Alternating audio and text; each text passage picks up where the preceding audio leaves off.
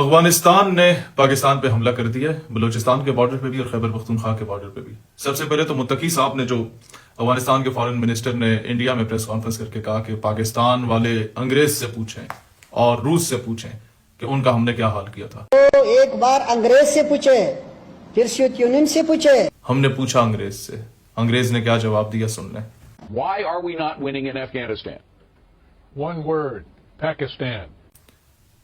جب انگریز سے پوچھا گیا کہ آج 20 سال ہو چکے ہیں، تم افغانستان میں شکست فاش کیوں ہوئے ہو، تو اس نے جواب دیا ون ورڈ، پاکستان۔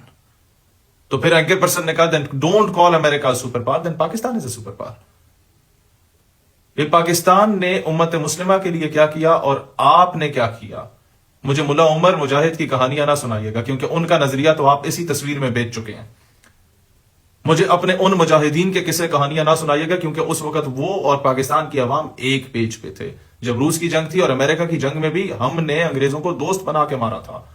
لیکن اب آئیں، ناراضگیاں کہاں سے ہوئیں؟ ناراضگیاں وہاں سے ہوئیں کہ جب، آج میں کھل کے بات کروں گا، جب ہندوستان نے پاکستان میں موجود وہ لوگ جو کشمیر کی آزادی کے لیے جدوجہد کر رہے تھے، حافظ سعید اور مولانا مسعود اظہر کے مدرسوں پہ حملہ کیا۔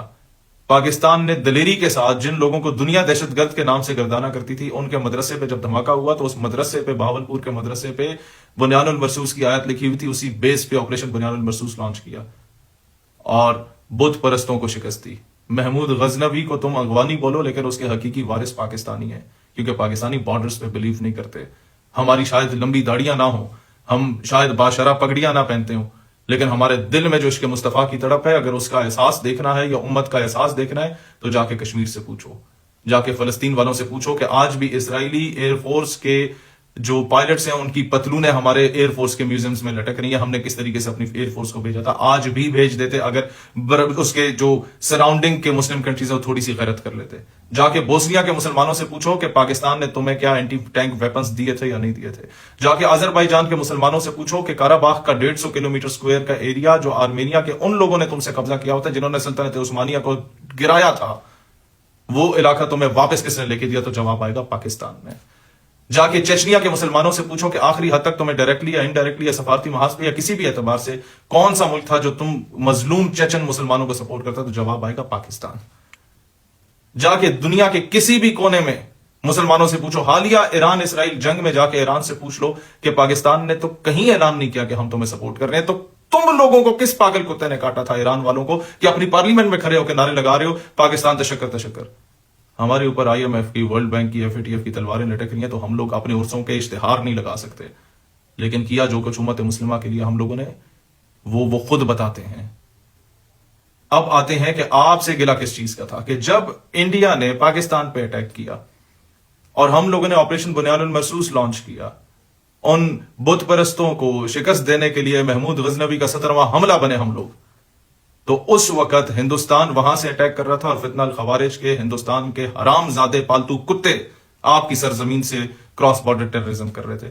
اس وقت تو انہیں حیا ہو جانا چاہیے تھا، حیا کر لینا چاہیے تھا۔ یہ تو وہی بات ہوئی کہ جیسے داعش عراق اور شام میں حملے کرے گی، لیکن وہی داعش پڑوس میں موجود اسرائیل ہے، وہاں جا کے فلسطینیوں کی داد رسی نہیں کرے گی، اسرائیل کا مقابلہ نہیں کرے گی۔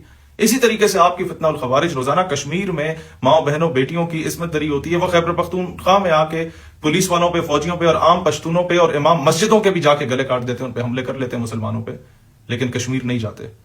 تو سوال صرف اتنا ہے کہ کیا آپ امام مہدی کی فوج ہیں یا امام مودی کی فوج ہیں؟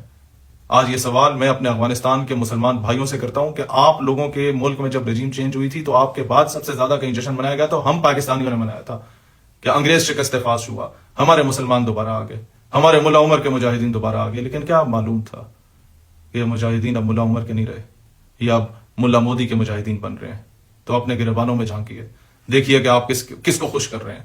آج فلسطین میں کیا ہو رہا ہے اور مقبوضہ کشمیر میں کیا ہو رہا ہے؟ کیا یہ موقع تھا کہ آپ لوگ مسلمان کو مسلمان سے لڑوائیں؟ ہمارے لیے مسئلہ نہیں ہے، نہ آپ کے پاس ایئر فورس ہے، نہ آپ کے پاس نیوی ہے، نہ آپ کے پاس باقی فورسز ہیں، ہم 2 منٹ میں کچومر بنا سکتے ہیں، لیکن نہیں بنا رہے۔ آپ کے پاس جواز یہ ہے کہ جناب آپ نے ہمارے سرحدی حدود میں گھس کے ایئر سٹرائکس کی ہیں، تو جناب ایئر سٹرائکس افغانستان پہ نہیں کی، نہ کسی افغانی پہ کی، فتنہ الخوارج پہ کی۔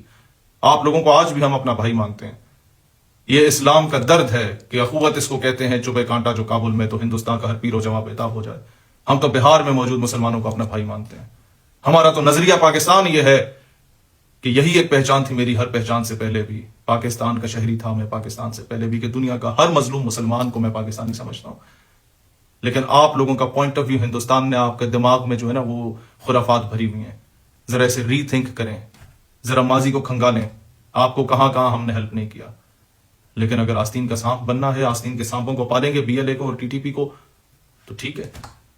لیکن دکھ ہوگا ہمیں, دکھ اس بات کا ہوگا کہ جن گولیوں کو فلسطین کے لیے, اس کے دفاع کے لیے چلنا چاہیے تھا, جن گولیوں کو کشمیری مظلوموں کے دفاع کے لیے چلنا چاہیے تھا, وہ گولیاں اب ایک دوسرے کے لیے چل رہی ہیں. ہم پھر بھی بطور پاکستانی اپنے پاکستان کے ساتھ کھڑے ہیں, اسلام کے ساتھ کھڑے ہیں. لیکن آپ کو سوچنا ہوگا آپ کس کے ساتھ کھڑے ہیں. کیا یہ اسلام ہے کہ بابری مسجد کے قاتلوں, بابری مسجد کو شہید کرنے والوں, اور 12 ربیع الاول کے مقدس دن کو بابری مسجد کو رام مندر میں کنورٹ کرنے والوں, ان کی گود میں بیٹھ کے اگر نعرہ تکبیر بلند کیا جائے تو پھر وہ نعرہ تکبیر نہیں ہے,